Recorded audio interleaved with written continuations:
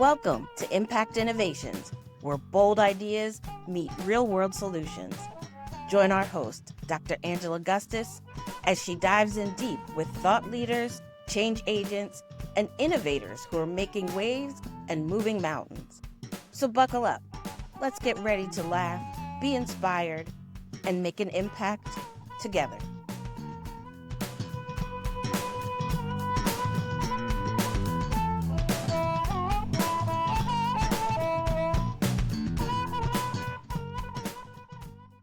Morgan Lovett is a dedicated professional with over a decade of experience in healthcare office management, security operations, and customer service excellence.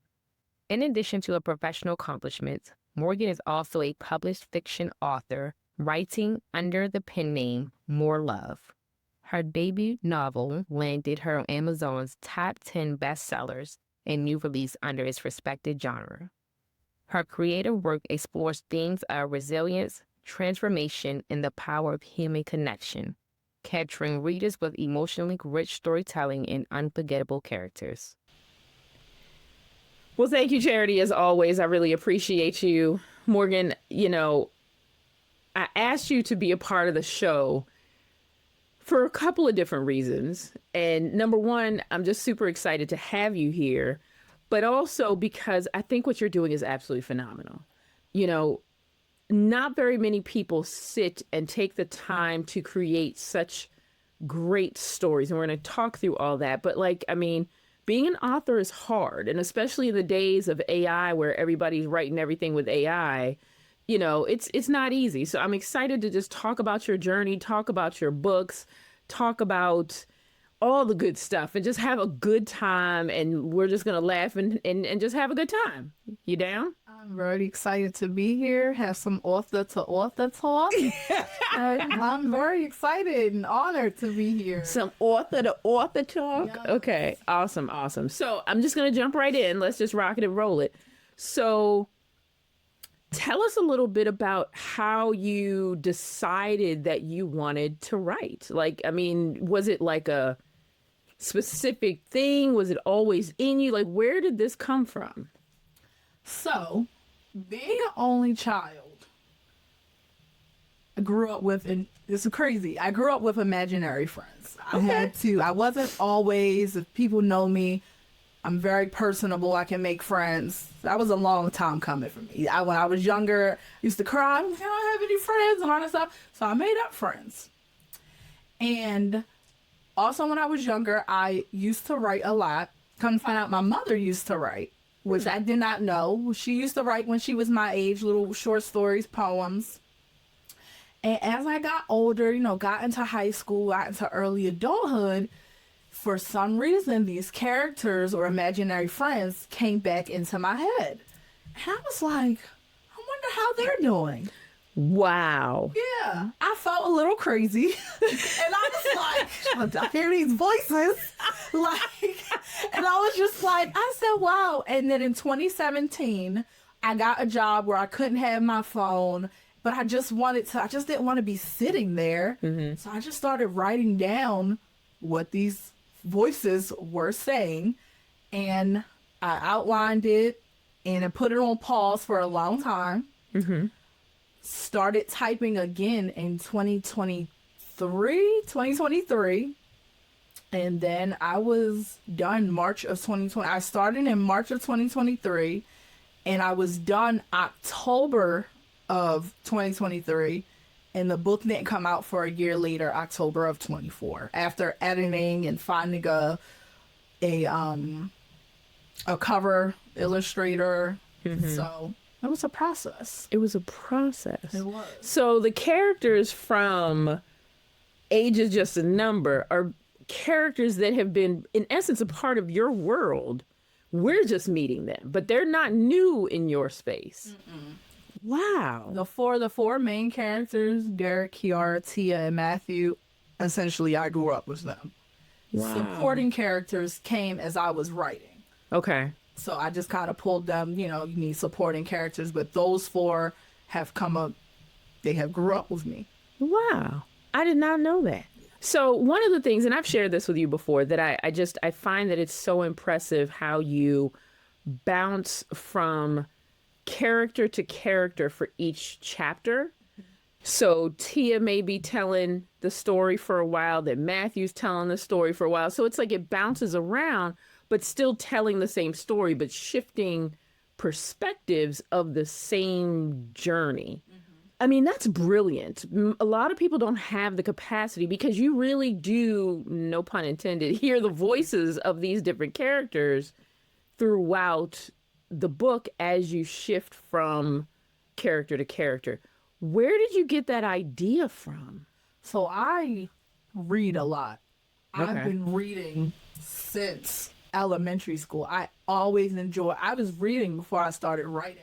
Okay. And as I got older, I read, older books, and they weren't doing chapter 1, chapter 2. They were doing Garrett and then Kiara and then Tia and then Matthew. And those became some of my favorite books because I felt more in that character's shoes, if that makes sense. Like, I could understand where they were coming from, how, from their perspective, how they felt of what maybe happened a few chapters ago. So I just really enjoyed. So it's like a writing style.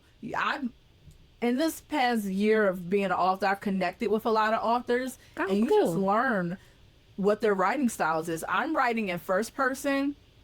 Some people only enjoy writing in third person. Okay. Some people only enjoy chapter 1, chapter 2, chapter 3, things to that nature. So it's just all about what makes you the most comfortable. But I knew from the beginning I wanted it to be that specific way because I wanted my readers to feel like they could actually feel what that character was going through. And I thought that was the best way to project that. Well, you did a beautiful job. You did an absolutely beautiful job. And so, being an author, what does it feel like to call yourself an author? To be very honest, first book came out, I was like, okay, whatever. I wasn't going around saying that. Okay. The second book came out. I was like, okay, I'm kind of an author now. right. I gotta do this. So that's when the second one came out. So it feels good because I wanted to do it for so long. And in my first book, my dedication is to my Aunt Carmen, who passed away. She passed away in 2015.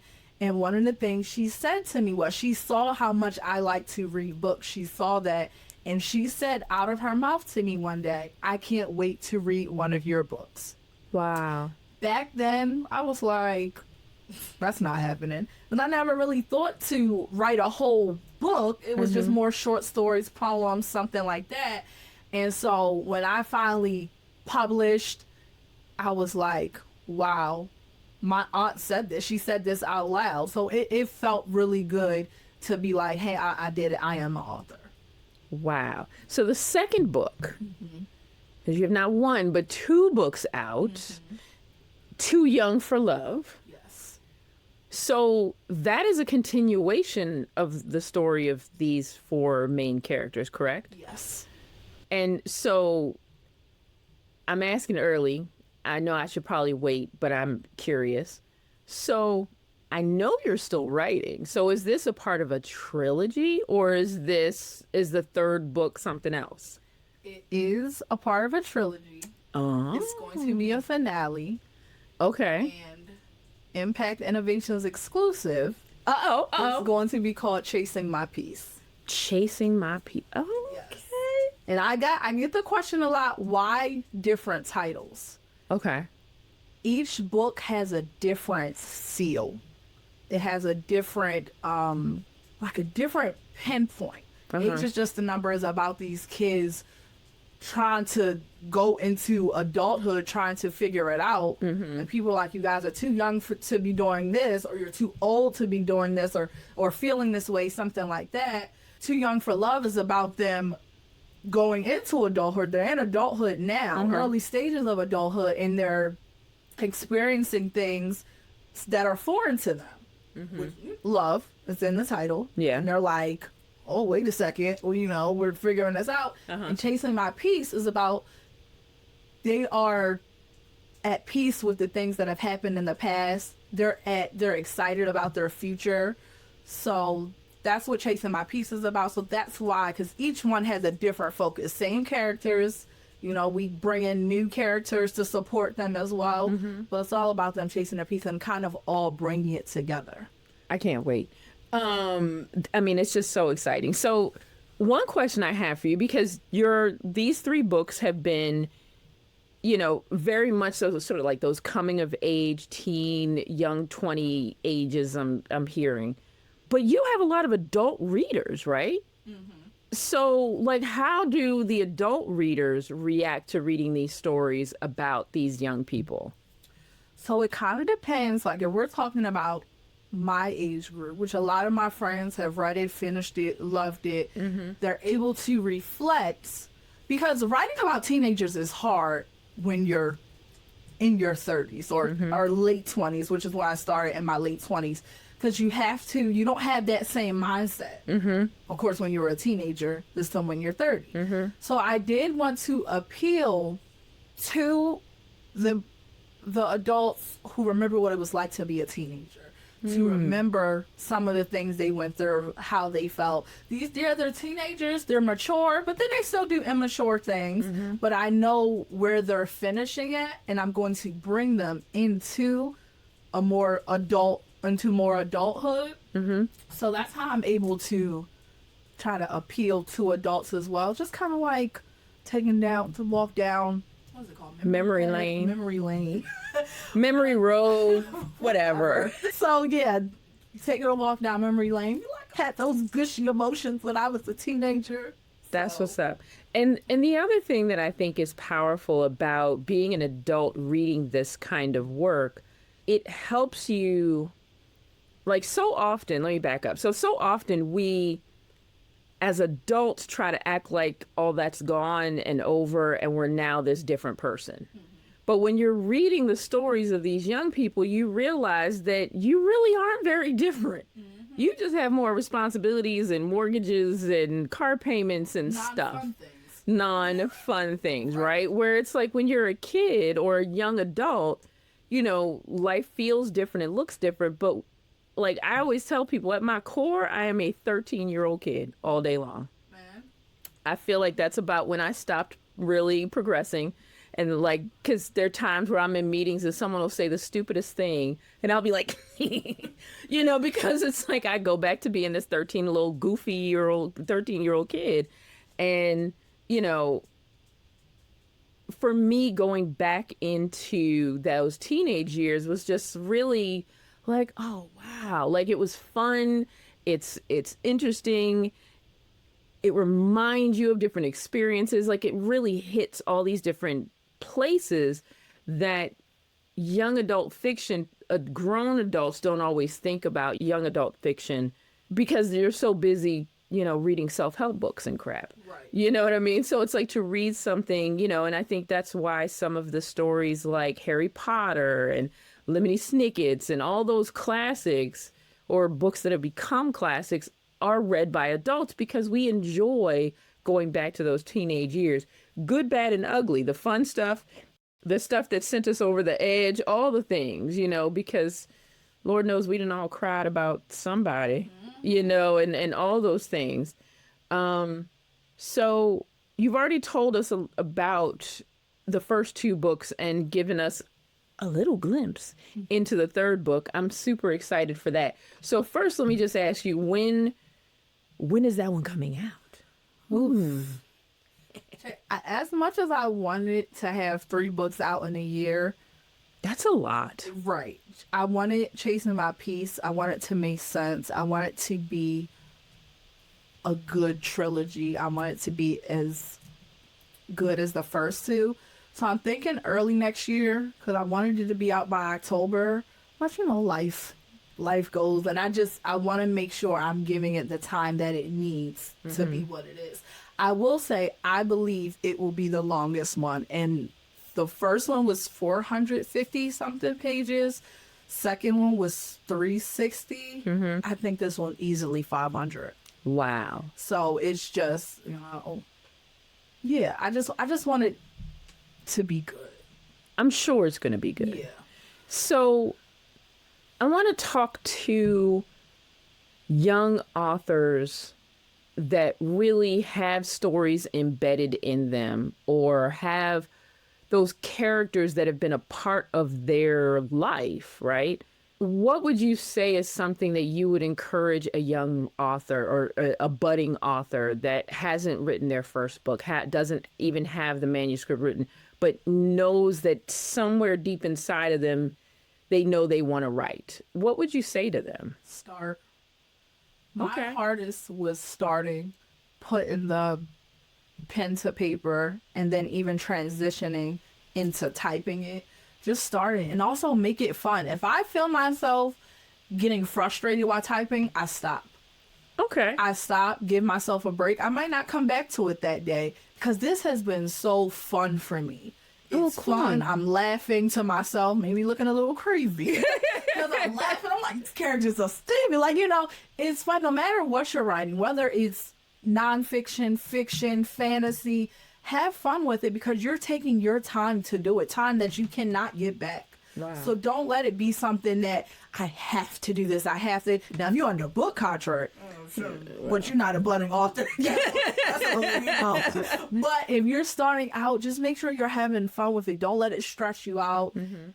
And just believe in what you're writing. Believe in what you're doing.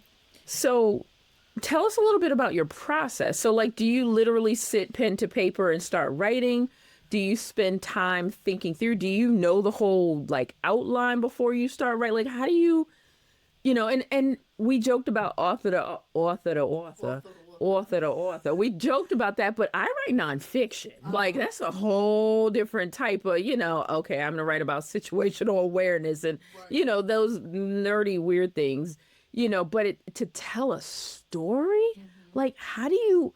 I can't imagine. I do little vignettes of little ha-has, but like to tell such a compelling, interesting story where you are bouncing from character to character and situations and all this stuff that's happening and the movement, like, does that just sort of come as you're writing?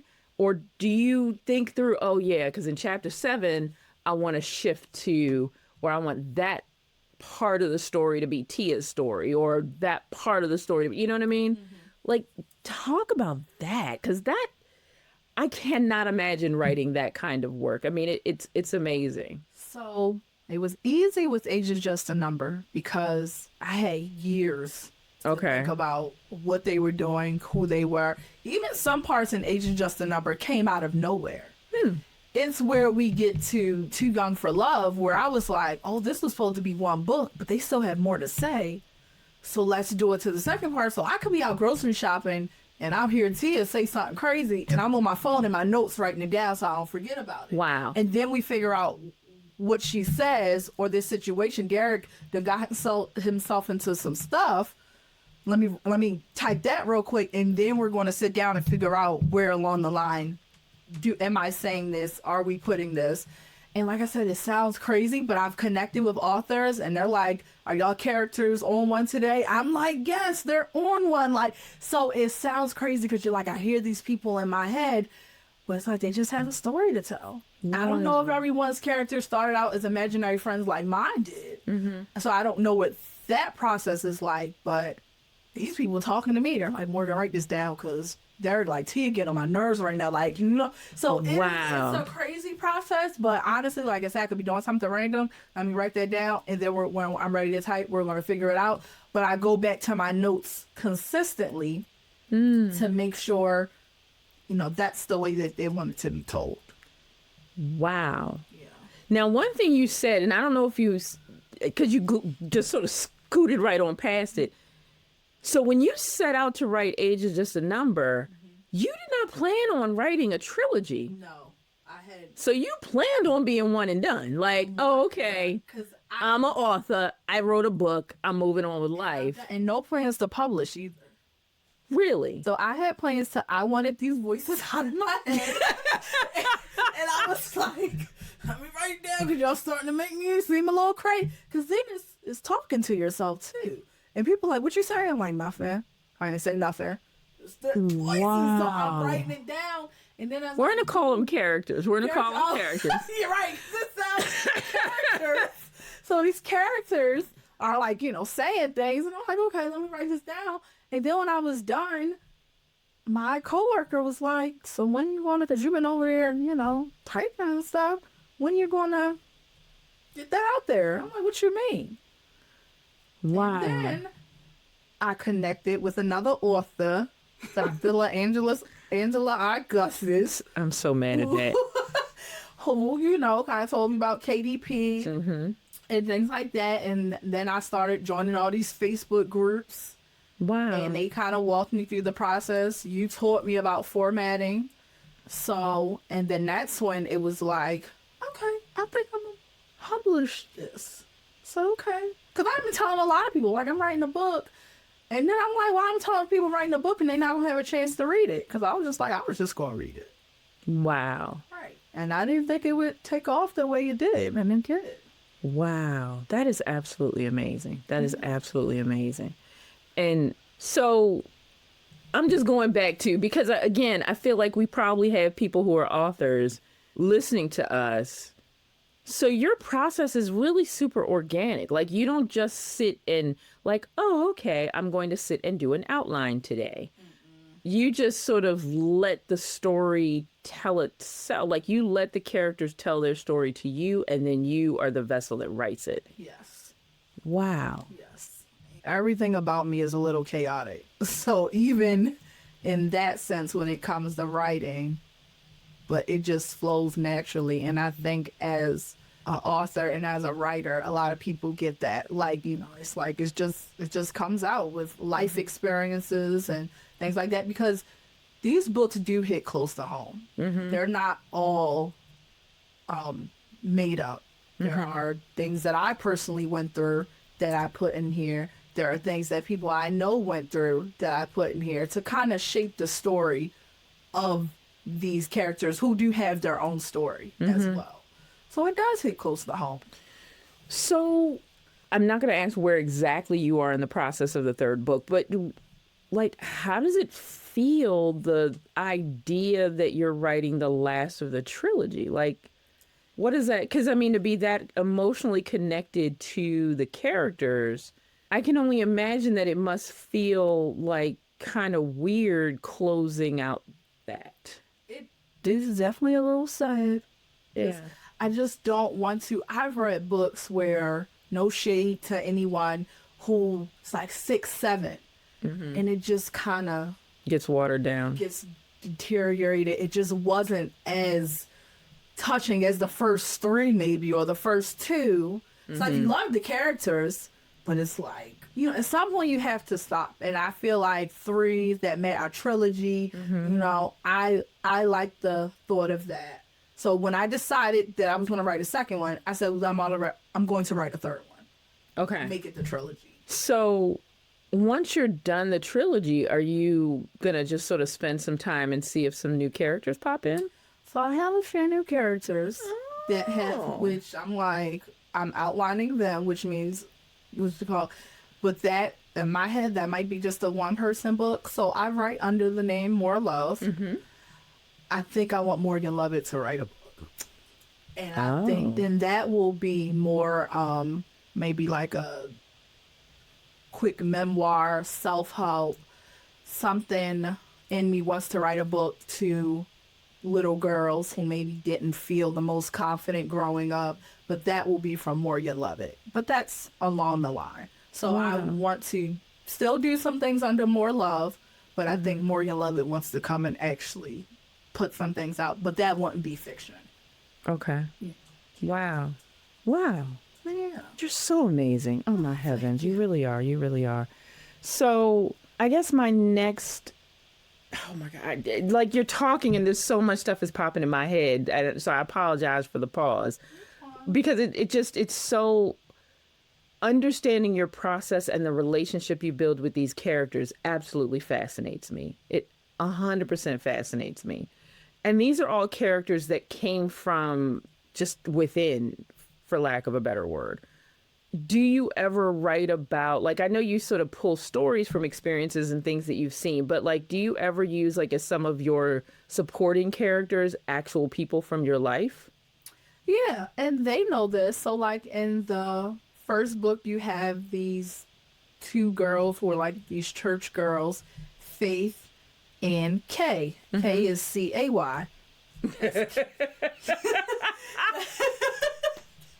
That is my two best friends, Kayla and Marissa. Wow.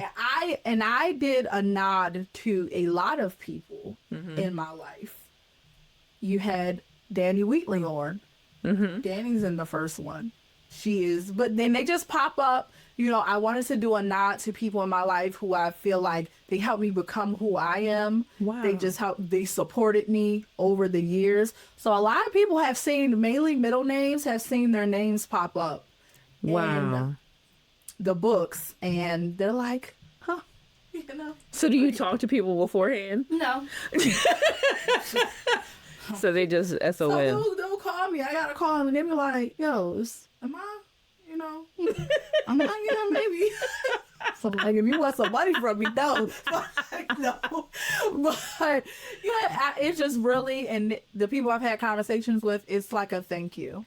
Wow. I wish you in here because it is a thank you. I appreciate you. I love you. And I wanted you to be a part of something that's very special to me because you are very special to me.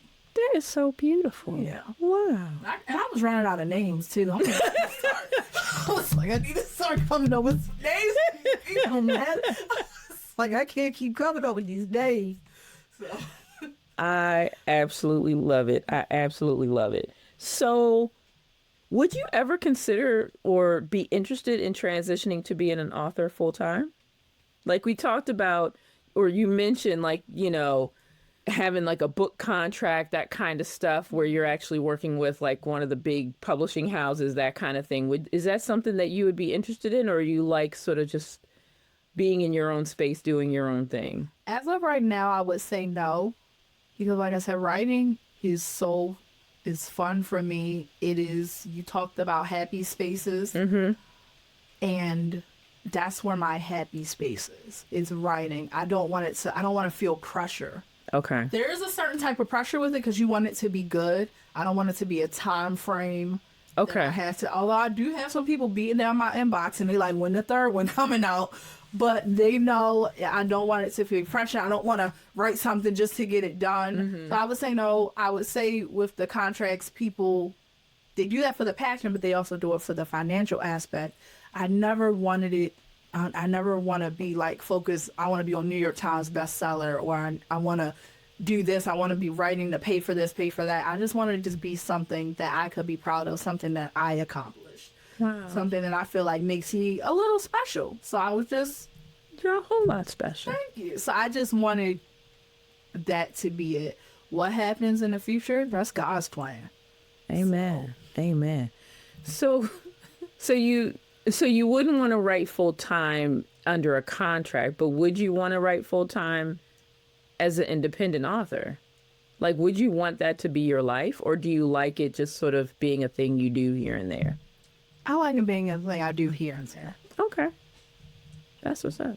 I mean, I 100% understand and agree. I would not want to have to sit at my computer and write every day. Yeah. That would send me over the edge. That's when you gotta get the special computer glasses. Yeah. Yeah, no. And it's still, if I knew that it was full time, that means it's still tied to money and paying my mortgage, and I need to get these chapters out because I got bills to pay. Right. Yeah, and that it takes some of the fun away from it, you know. I don't know, this is me speaking from the outside looking in. I feel like sometimes it could take away from the authenticity of the story that you're trying to tell. Because you're trying to hurry up and put things out. But if you have a lot of characters and a lot of stories to tell, then that's fine. Me personally, I don't know if I have a whole bunch more characters to tell a story with. Oh, I'm sure you do. We'll find. They'll just keep coming. Well, we'll see. Just like the new book that you already have in the back of your brain. I'm like, okay. And which that is something I didn't expect either. I was like, when I'm done with these, I want to focus AC, Morgan Lovett, you know, doing something just a little bit more, I don't know, less vulgar. You know, I want to talk about this word vulgar. And you and I had this conversation. We talked about it because you've referred to, you know, and there is some sexual content. However, I do not see it as vulgar. And I appreciate I that. really don't. I mean, it's like you have love scenes and straight to sex scenes and stuff like that, but I just don't see it as vulgar. I see it as like you would be hard pressed to write a teenage coming of age story without some kind of sexual content. Right, because I was telling someone this the other day, I did want to keep it realistic, especially in the time that I came up. That's what teenagers were doing. Dude, it's not about, I mean, I'm what, oh God, like 20 years older than you?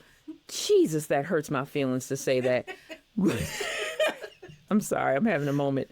But all jokes aside, I mean, it's a part of life. Whether you were having sex during those years or not, sex is still a part. Because either you're having sex or you're stressed because you're not having sex. Sex is just a part of being a teenager. So trying to negate that as not a part of life just doesn't seem to make sense.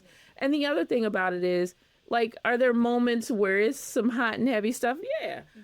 But you tell it in a way that does not come across vulgar at all. You know what I mean? It's not, I've heard music that's way more vulgar than, you know, the way that you write it, because you write it beautifully. Like, I mean, it's not like, you know, lilies and flowers beautiful, you know what I mean? Like, hey, you know, but it's still not. Yeah, I would not call it vulgar in any way, shape, or form. Yeah, I think, and you know, that could just be come about with the way that I was raised. Okay. That, you know, anything outside of a certain genre was secular, it was vulgar, or something like that. So we did have a conversation, so I'm trying to get better with that. But I just, you know, I don't want people to get lost in that part of the book. It's not a vulgar story. I mean, look at 50 Shades of Grey. Right. That is all about sex. It's a love story. It's sex. That book has more sex. And I haven't even actually read the whole thing. I saw the movie. I ain't even gonna lie. They were good books. I'm sure. And I'm sorry. I'm so excited to be having this conversation because even though we've talked, but there's so much that I have not talked with you about because I was waiting for this moment. Right.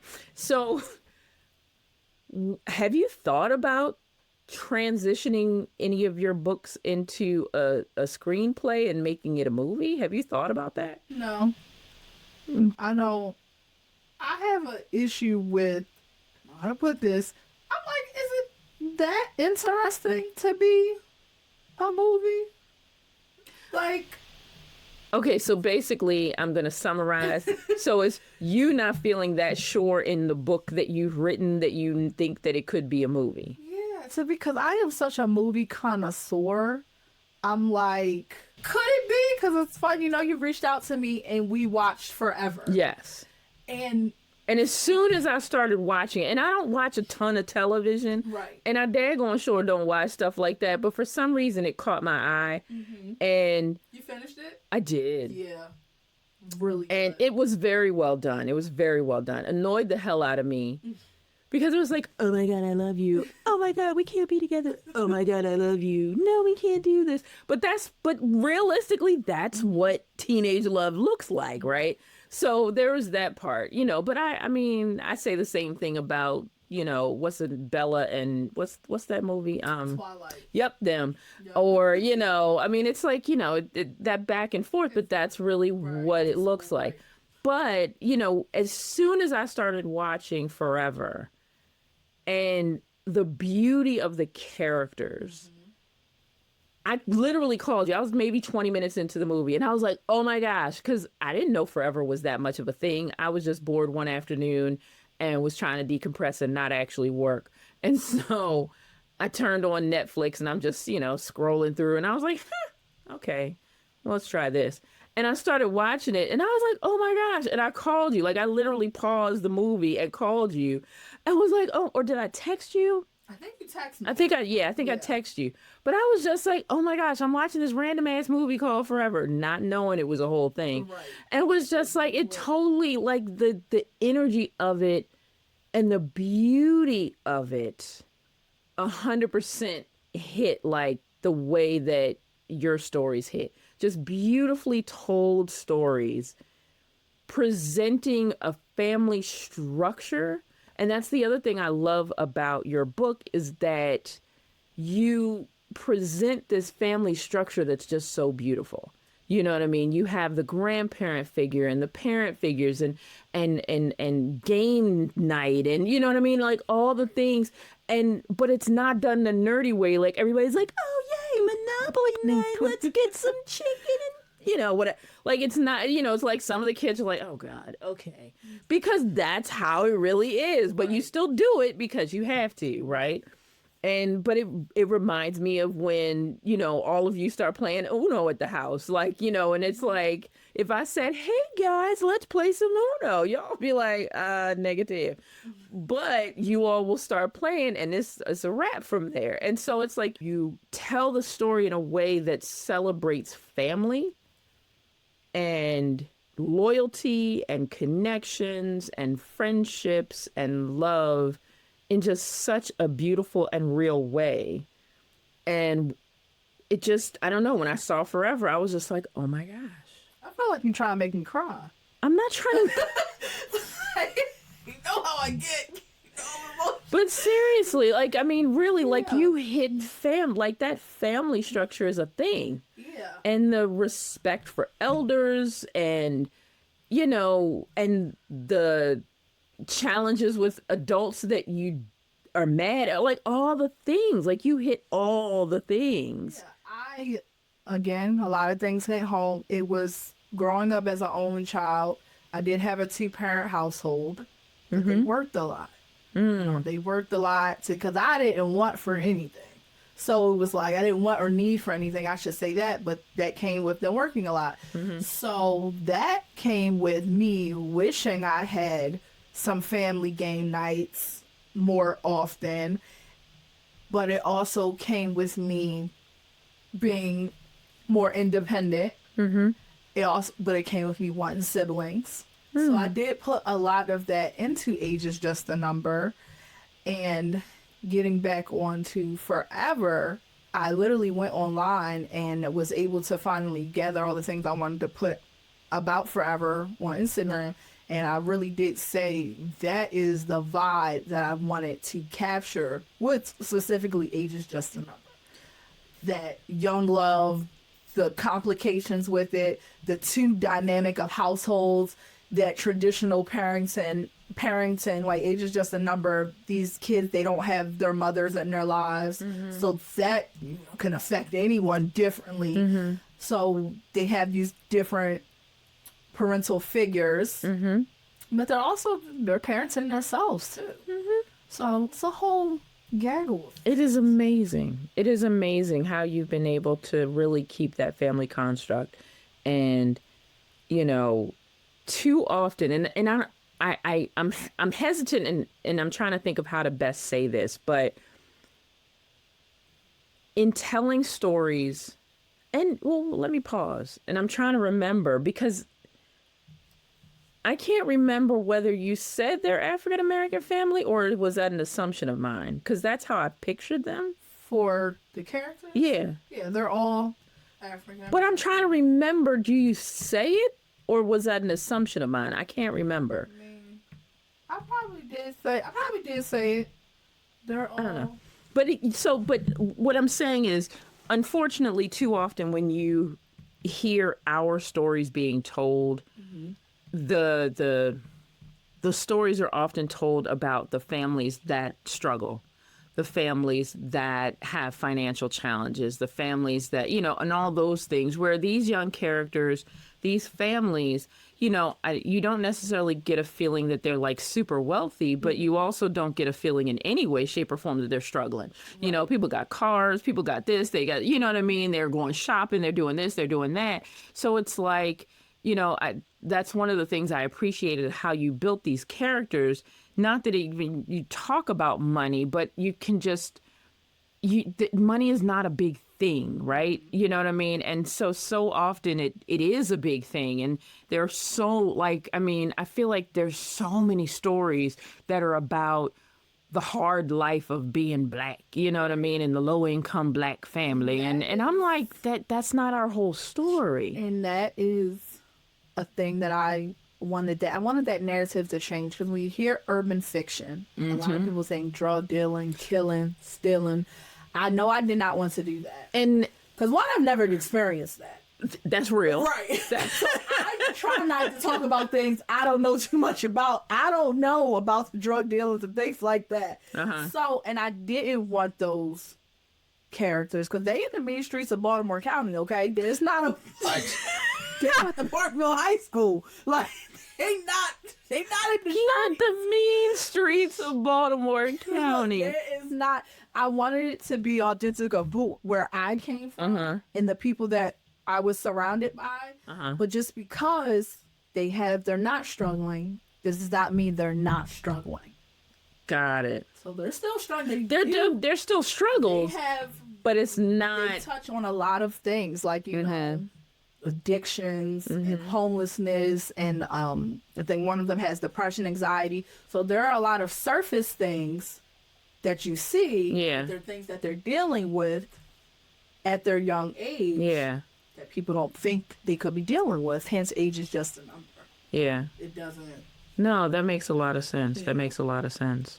And it's funny. So when I was going through the process of writing Unapologetically Becoming, which is great, by the way. I appreciate you. That it means a lot to me. You're the first person that read it. No, second. I'm sorry. The second person that read it. It was absolutely amazing. Thank you. The first person that read it.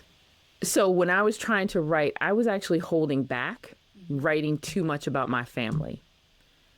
And so the first person that read it was like, you know, the way that you wrote about your experience growing up in Baltimore was not your experience growing up in Baltimore. And I think she was basically saying to me, like, you trying to not talk about what it meant to be a part of the Gustis household, but the pain stuff that you talk about made it seem like it was the streets of Baltimore. But that's not what it was. And so I had to actually go back and rewrite so much of it. And I just made that decision that I was just going to be more authentic and talk through the good, the bad, and the ugly so that people could really understand the journey, but also talk about it in a way that it wasn't like, you know, I mean, again, now granted, technically, I was 2 blocks into the city. So technically, I did grow up in the streets of Baltimore. But me hanging in the streets, and it's funny because it's also a vernacular thing, because me hanging in the streets, when I talk about hanging in the streets, and so the person that read it first was Joanna. So she was like, Angela, what streets you talking about? I was like, I was in the streets on my bike all the time. She was like, girl, hanging in the streets means something very different than what you're trying to explain. So, you know, so I'm telling that story to say, like, did you have anyone that was reading or that comes behind you that helps you to think through how you choose to describe things to make sure that it aligns with the mean streets of Baltimore County versus something else? Like, how do you, and I don't know, I'm all over the place, but that was challenging for me. Like, you know what I mean? Making sure that what I was saying was what people got, right? And that's a different kind of writing for me. And so, because again, I write about, you know, how to do a SWOT analysis and, you know, AI and behavioral health, like that kind of crap. I mean, it's not crap. I mean, I'm proud of it, but I mean, it's like, I don't have to go in emotionally on the work that I write. And so doing this piece was really, really an interesting journey. And so I guess my very, very long convoluted question is, like, how did you stay to task to really create the stories in a way that people got what you were, you know, people picked up what you was putting down. How about that? I sounded real old right there. But anyway, go ahead. Again, it goes back to what the characters were telling me to write. And also, I had a shout out to Antoinette. Antoinette, who is one of my good friends, she read it first, went through, and it's like, with grammar and making sure things like that were good. And I would ask her for certain parts, does this make sense? Do you understand what I was trying to say? And sometimes she would say yes. Most times she would say yes. And sometimes she would be like, well, what did you mean? And then if I explained it to her, she'd be like, well, that's how I understood it. Okay. So that was helpful. Okay. Then I took a different route, my second one. I did my author's copies. I had an author's copies, and shout out to Crystal. I let one of my good friends get the second author's copy, and she went through it, highlighted question mark things maybe didn't make sense, maybe misspelled something like that, and that helped me shape out the second one as far as editing and things like that, making sure the story flowed, there wasn't things that maybe needed to be addressed. That helped me, and that worked better for me than it did for the first one. Okay. So that answer your question? It did. Okay. So, and I mean, it helps to know that you did have some help in shaping this, because and I think for me, the hardest part of writing is the post-writing stuff. Yeah. The editing, the back and forth, reading shit over and over again, and all the things, and that's the part that I hate the most. And I'm good for writing something and let it sit on the shelf because I don't want to go through that process, right? And so it's helpful to know that even, with as great as the work is that you produce, you do run it through other people and make sure that they're giving you that feedback. And that's where, and the biggest thing I heard you say is that these are friends of yours. Yes. And I'm about to go down a little bit of a rabbit hole for a hot second, but this is why it's so important to have smart friends. Right. Because, you can't give that to Pookie and them and be like, yo, can you read this and give me your feedback? Because you don't know what you're going to get. Or they may just be like, yo, that was on point. Right. And then it's like read through it like, did you not see this? You know what I mean?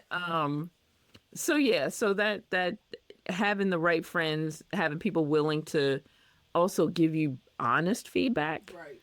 Because, that's a thing too, like making sure that you have the right person to read the right work. Like I've had an actual editor where that's like her profession, read some of my work because it was much more technical and I needed that technical eye. There were tons of citations and all that kind of stuff. So I needed a different eye to look at it versus something like,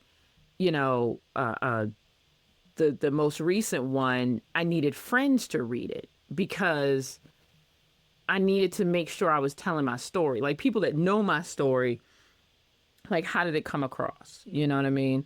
So choosing the right people to read for you is huge. Right. Wow. This has been absolutely amazing. I'm absolutely loving it. You have no idea. This has been so much fun. So I have one more question about the characters and I'm going to leave it alone. But I'm telling you, it's fascinating. Just like with kids, you're not supposed to have a favorite. Do you have a favorite out of all your characters? It's funny. Derek and Kiara are first place for me. Okay.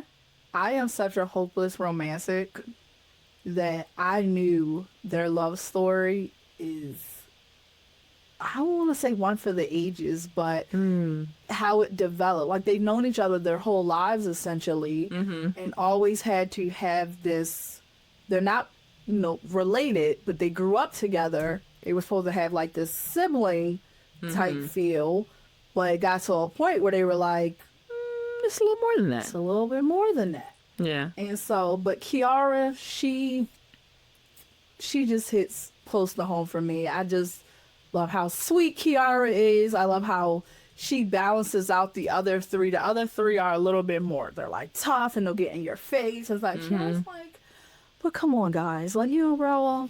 So she's Rainbow Sunshines, but she is, I do love Kiara. But Derek and Kiara, when I think of Kiara, I think of Derek. When I think of Derek, I think of Kiara.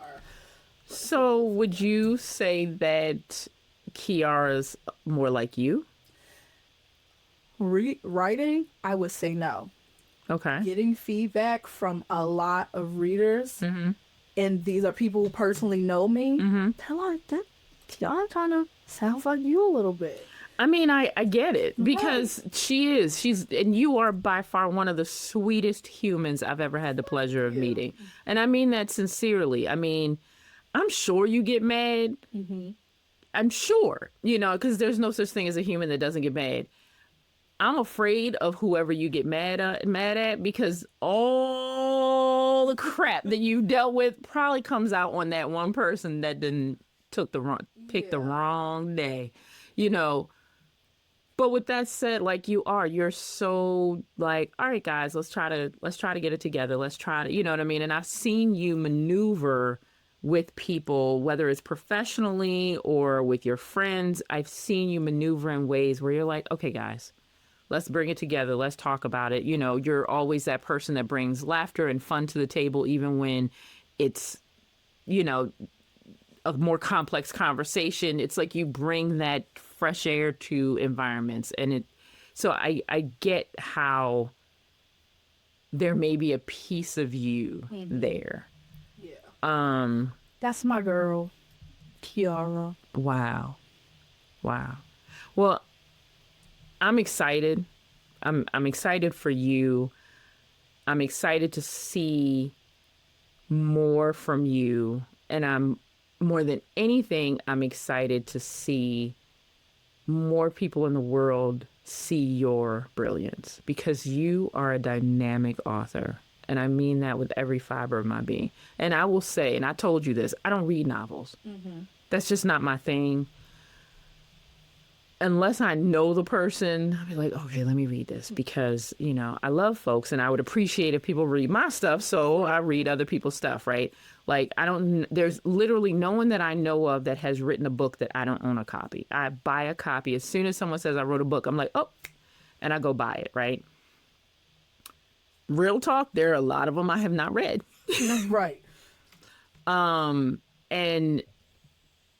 But I'm so impressed with the stories that you tell, and I love reading your work because it's refreshing, it's funny, it's thought-provoking, it's, like I said earlier, the family structure, all the things that sort of tie into this. It's phenomenal. And I'm looking forward to more and more people learning about you as an author, learning about your books, because yeah, I think you're gonna blow up, Chica. I appreciate that. I'm serious. I think you're gonna blow up. I'm excited. You should be, because the world's gonna change in a very different way for you. I mean, yeah. I'm gonna call you one day and say, listen, we're going to Bali. We're going to Bali. Pack it up. Okay. You know, I'm here for it. I got my passport, because I made a mistake and let it lapse by mistake. I really thought I had another year. I really did. Life be like. And I looked at it like, oh, my passport expired. So I got a passport again. I can leave. But anyway, so thank you. Tell us, you know, where can people buy your books, all the things. Tell us all that good stuff. So Amazon, Dr. Angela Augustus is trying to get me to do a website. So I wish y'all could see the look on my face, because I just gave her the look. For this podcast, I did. I was there like dodging. But Amazon, for some reason, when you type into Young for Love, it does not pop up. I had no idea why. I tried to talk to them about it. When you go to Age is Just a Number and you click on my author name, Mor Love, Too Young for Love pops up. Well, if you just put in Mor Love, both of them pop up. Do they? Okay. Okay. So Mor Love, and Mor Love is MORLOVE. Got that from Morgan Lovett. I love I it. feel like there should be more love in this world. So I was like, I need this. I love it. I was gonna go with my street name, Mo Money, but I just I'm I'm glad for the street. the mean streets of Baltimore County. The Baltimore County. Listen, I live in the city now. I'm in these streets of Hamilton now. The mean streets of Hamilton. Yup, that's in the city. But More Love Oh my goodness. on Amazon. Well, Morgan, I thank you for accepting the invitation, even though we had to fight about it. And because I think that your story is important. And I think that for young authors interested in telling stories and interested in telling good stories that really give a voice to our young people in a positive and beautiful way, you know, people need to hear your story. People need to hear your process so that they can start to learn from you, because what you've put together has been absolutely phenomenal. So I thank you for being here. I can't wait for the third book to come out. And hopefully we'll have you back when that one drops. Or at minimum, I want to have you back once Morgan Lovett starts doing some work. Because I'm curious to see how your process changes from when Mor Love is writing versus when Morgan Lovett is writing. Yes, That's some good stuff. Thank you for this opportunity. Thank you for the platform. Yes. Thank you for using your influence and your voice to give people like little old me a chance to sit down and express myself freely. You're not little old me. I appreciate Stop playing. All righty. Well, thank you, everybody, for listening. It's been an absolute pleasure. Please check out Mor Love. Like she said, you can find it on Amazon. We're going to actually get her to do a book signing, so I will be putting that out. But we're going to do some fun stuff. Yeah, I know you had one book signing, but we need to have another one because you haven't had another book signing since you did since the second book dropped, have you? Nope. Oh, okay, right. So we're gonna do some stuff. We're gonna do some stuff. So keep an eye out for Morgan Lovett. Keep an eye out for Mor Love. Thank you for joining us today, and we look forward to bringing more and more opportunities for people to continue to learn and share their stories of impact. Have a good day.